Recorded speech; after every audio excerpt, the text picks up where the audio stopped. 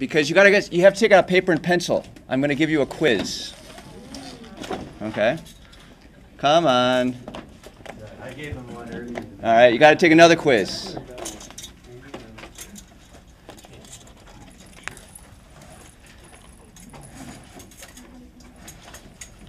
It'll be self-graded. Okay? You can use a pen as well. Okay, so here's the first question.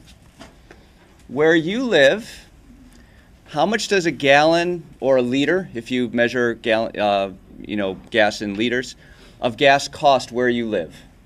And whatever your local currency is. And raise your hand as soon as you've written that down. Everybody got an answer to this? Okay. Okay, so it takes you maybe about, 5 or 10 seconds or less to write down that. Okay? And I bet everybody's pretty close to the right answer. Okay, how many miles per gallon, or maybe kilometers per liter, does your car, or if you have a motorcycle, get? So what is its fuel efficiency? And write that down in miles per gallon or kilometers per liter in the place where you live. And then raise your hand as soon as you have that answer.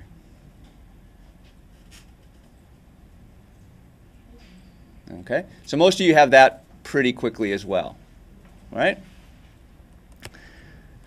Okay, and then just thinking about a car that you own or your family owns, or a motorcycle that you own or your family owns, would you consider to be very fuel efficient compared to other cars or motorcycles, average, or not very efficient? So write A, B, or C. Okay, and then raise your hand when you've got that answer. Okay, so everybody knows. So the conclusion from the first part of this quiz is that with respect to certain kinds of things, you guys are quite literate. Okay, you can answer really quickly how much does a gallon of gas or a liter of gas cost, in my town.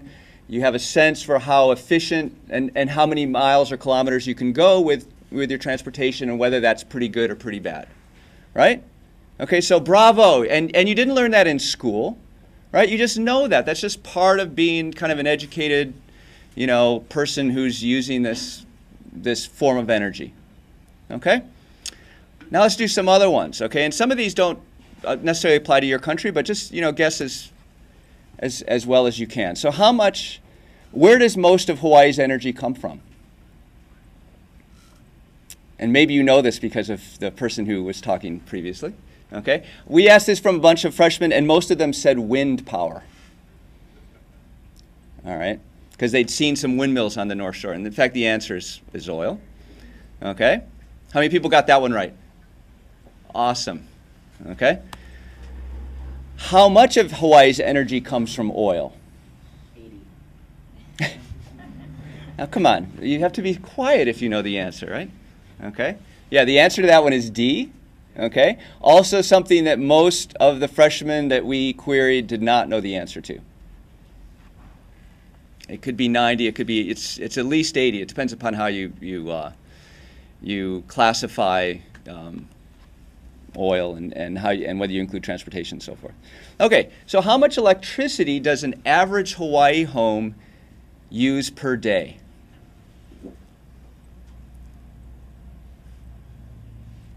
Everybody got an answer? Okay. Well, what about C? Is C correct? No. Why is C obviously incorrect? It's a measure of power, not a measure of energy, right? Okay. How many people answered A?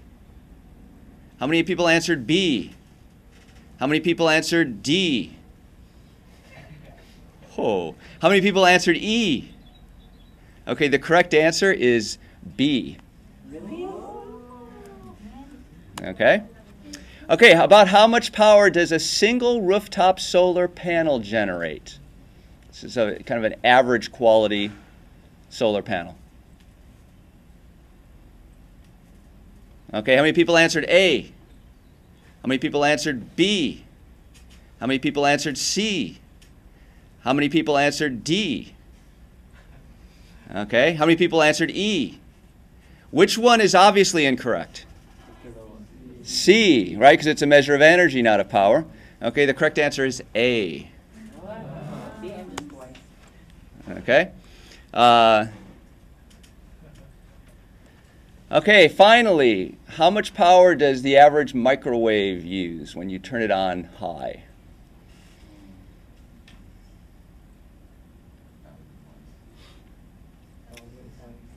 Okay, the correct answer is about 1,000 watts. Okay, how many people got that one right?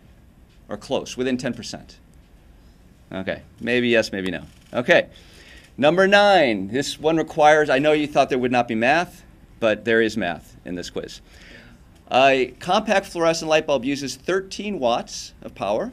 And if you turn it on and leave it on for 2 hours, how much energy does it use?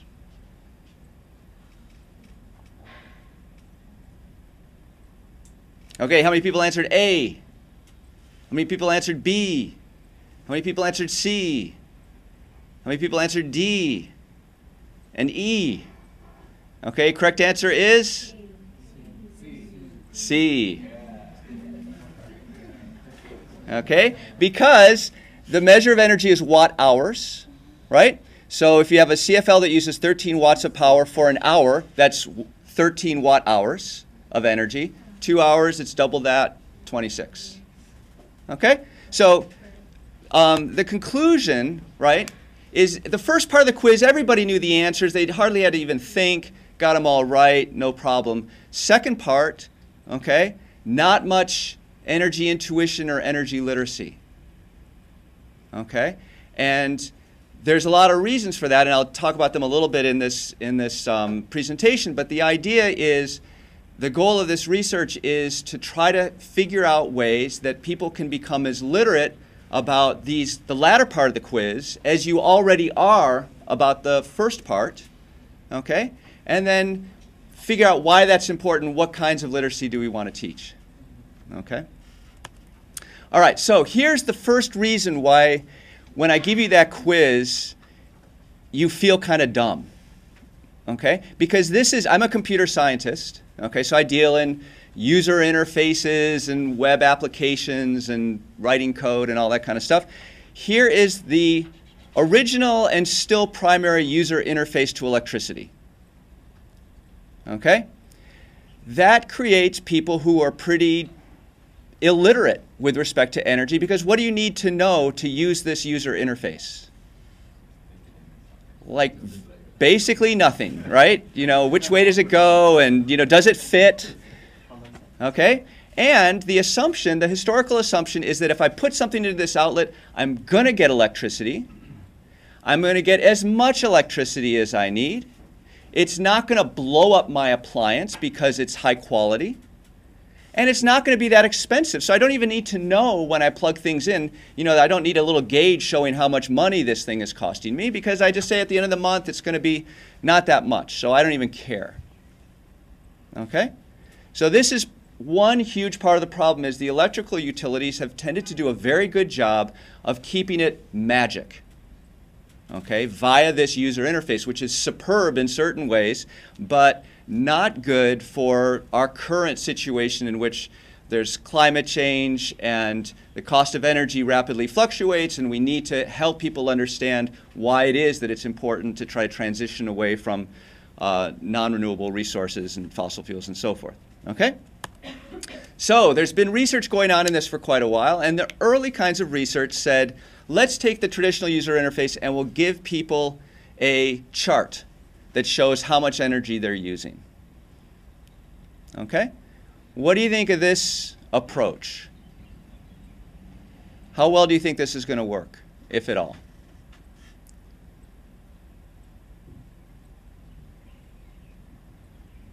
Somebody has to answer before I continue.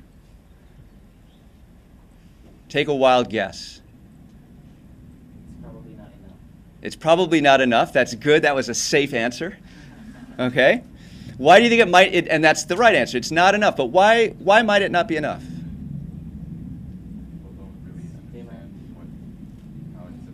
Good. I mean, well, first of all, they don't understand like what that chart might actually mean. Secondly, even if you do look at the chart the first few days, what do you think happens quite shortly, after a few weeks or a month?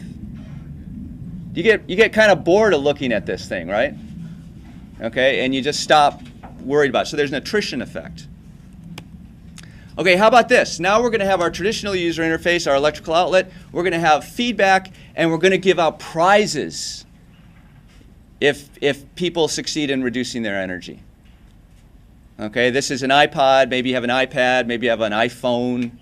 Got to be some kind of Apple, product, because that's the only worthwhile prize that everybody wants these days. Okay, so how well do you think this is going to work? Going to work, right? I mean, it'll work, but what happens after the prize is awarded? Do you think? Yeah, that's the big problem with this approach. You get a lot of interest for a short period of time. Okay, so there's a lot of university energy competitions that are structured exactly this way. Okay, they have prizes they give out, and students go to draconian measures. They go to extreme measures to try to win the prize. Okay, they'll do things like they'll unplug the vending machines in their residence halls. Okay, or worse yet, they'll take vending machines from one residence hall and plug it in another residence hall. They'll take their laundry over to another residence hall and do their laundry there. They'll study in another place. Okay? So as a game with a prize, that really incentivizes short-term behavioral change, but not necessarily behavioral change. After you get done, are you going to keep that vending machine unplugged after the prize is awarded? No, you're going to plug it back in. Okay? So there's a rebound effect that occurs from this. Okay, so we've been working for a few years now on this project called the Kukui Cup. And the idea is that we're going to take all those previous things. We've got the traditional user interface, we've got feedback mechanisms, we've got prizes, but we're going to couple it with other stuff that has an educational and literacy and consciousness raising component. Okay? The hypothesis is that you use the prizes and you use the feedback to catalyze short-term experimentation. It gets you interested in trying to play around, figure out how this whole energy thing works. Maybe you unplug vending machines, whatever you do, okay? But as an integral part of it, and in order to win the prizes, you also have to learn things about energy. You have to learn things, and that we expose people to questions about why conservation is important, why oil is a problematic resource for energy. What has to happen, in our case in Hawaii, for things to change? Okay? The hypothesis is that if you couple the incentives and the feedback that helps people experiment with their behaviors with educational information that helps raise their consciousness, that they will be motivated to sustain at least some of those behaviors in a longer term, because now they have a better understanding of why it's actually important, and they're motivated to keep those changes in place. Okay, so that's what we've been working on. What I'll do now, if I can pull it off, is show you a brief 3-minute video that we produced from last year's competition. Let me see if this is going to work.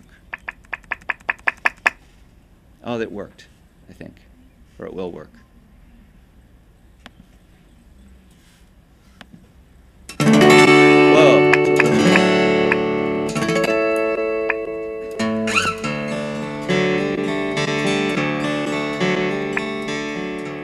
The two biggest problems that Hawaii faces in the next 50 years is food security and energy. We have to learn to wean ourselves off of the external world for our power and for our food. Energy is a crucial issue to Hawaii because we're isolated. Currently, almost all of our energy arrives via oil tankers. If we were to miss one of those shipments, it would be disastrous. So, for Hawaii to become more secure in the future, we have to learn ways to generate the energy that we need from local sources. That's just a reality of the future. Unfortunately, many of us in Hawaii don't understand much about energy. Where does Hawaii's energy come from? I think a lot of it is wind. Well, let's see. We have solar power, wind turbines in North Shore. The wind? The waves? Like the sun, yeah. Solar energy, the sun. Not all of it. What is a vampire load? I have to say I do not know what a vampire load is. When the energy drops to 0. Vampire load? I have no idea what a vampire load is. Is it something to do with laundry? I don't know. I don't know, when you don't come out of your room because you have no energy and you hide in the dark. In fact, 90% of Hawaii's energy comes from fossil fuels, all of which must be imported. The Kukui Cup is our first step towards enabling the citizens of Hawaii to address the energy challenges that we face over the next 50 years. The way we're doing it is through a residence hall energy competition for first-year students at the University of Hawaii. We're going to give them an opportunity to become educated about energy and also give them the tools they need to pursue solutions both within the community and within their own academic career. We're really we're getting them when they're coming into their university experience, and we're hoping that this will basically change their attitudes and behaviors with regard to energy for the rest of their lives. So it's evolved from being a completely online system to a system that integrates online activities with real-world events, workshops about energy, excursions to wind farms, and opportunities for them to engage with community organizations that are interested in addressing Hawaii's energy problems.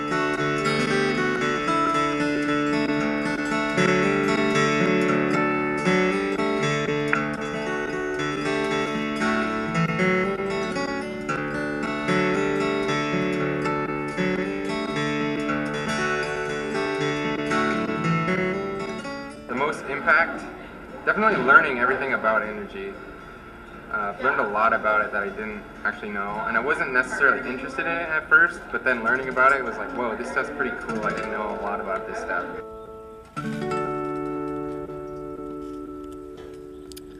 All right. Okay, so that's a little bit about that.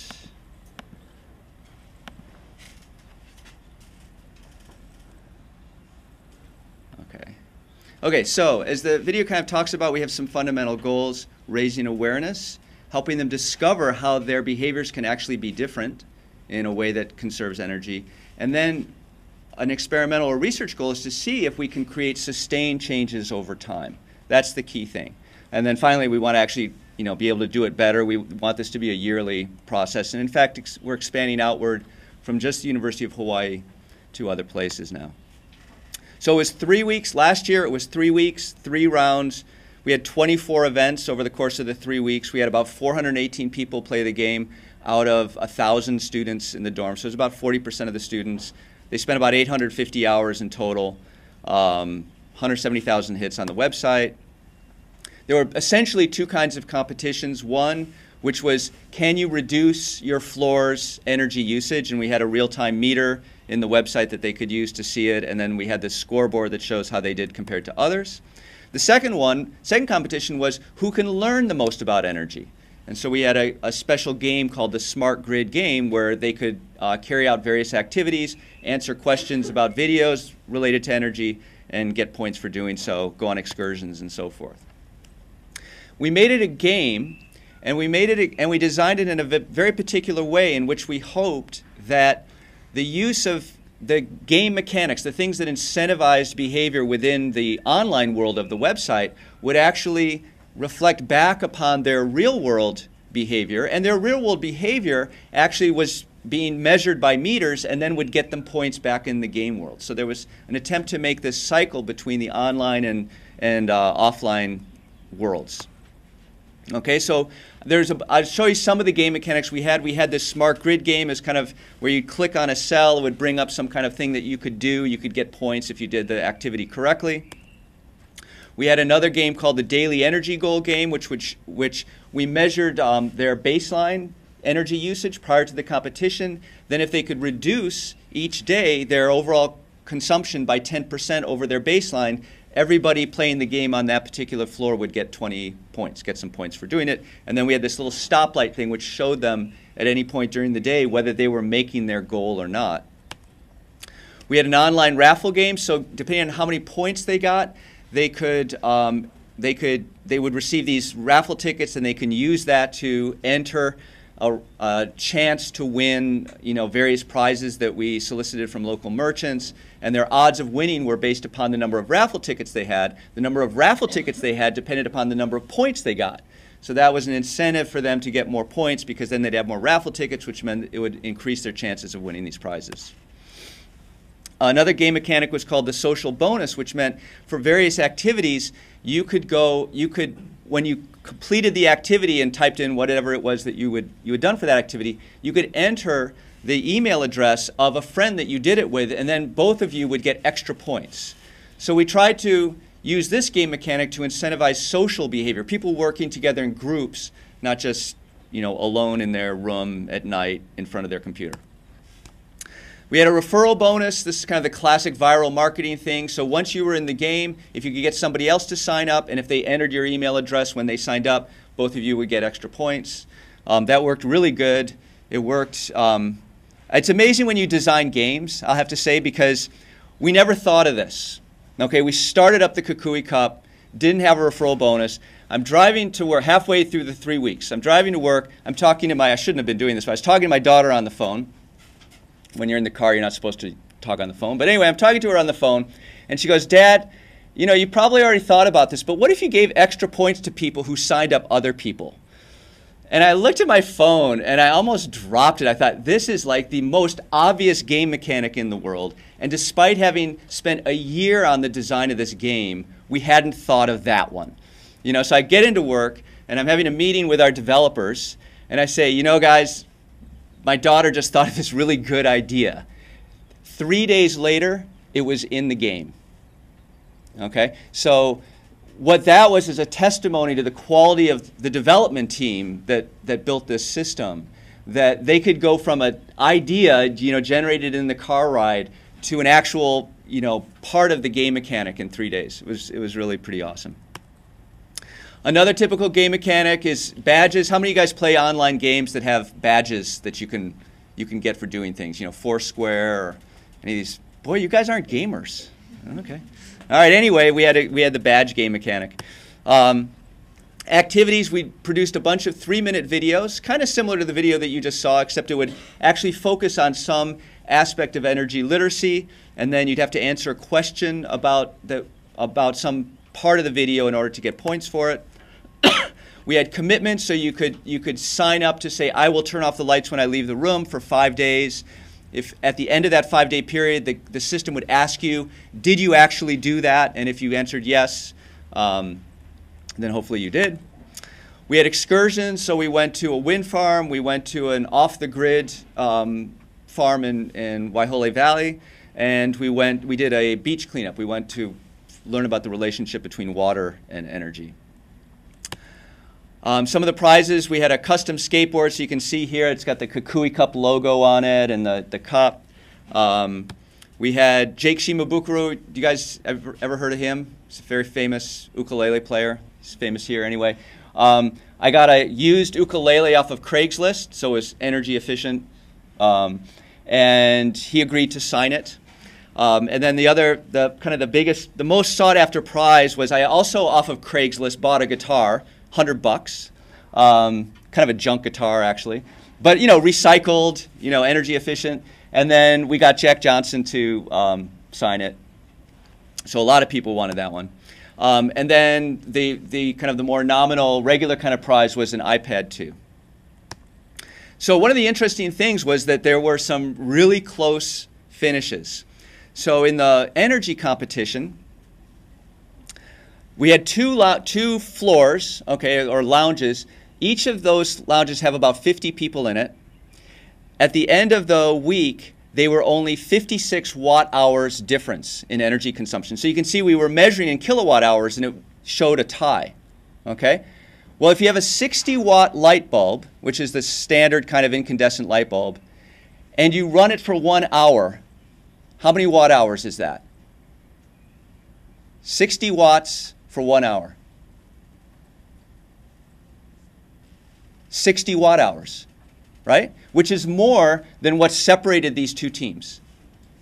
Okay? So 50 people using energy for a week, they were so close that if one of them had turned off an incandescent bulb for 1 hour, the other team would have won. Or their team would have won. Okay? Extremely close. Second photo finish was at the end of the game. Okay? The top 2 finishers, 2 points apart with over 2,000 points. Okay? So that was pretty crazy. In terms of the research results, with respect to energy literacy, we did a test. We did a survey test before the competition, a survey test after the competition for the same people. There was about 60 people in the survey, and it just turned out that there was actually pretty much half that participated and half that didn't, and we got a significant difference with respect to their energy literacy. Why doesn't it not participate like decrease?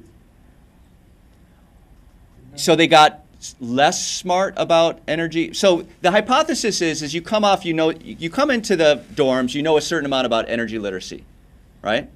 And then if you were to test people 3 weeks later, in the absence of any things, you'd expect that their energy literacy would be about the same as before. They wouldn't get kind of dumber about it. Like if I asked you those same questions at the beginning of this talk 2 weeks from now, you were likely to kind of answer about the same, unless you'd learned some new things. Okay? Right. No. Well, the answer is it didn't. Okay, so that's just the data. But you wouldn't expect it to go down because you wouldn't expect people to forget information about energy over time. Remember, these are non-participants. These are the people that didn't actually do the Kukui Cup.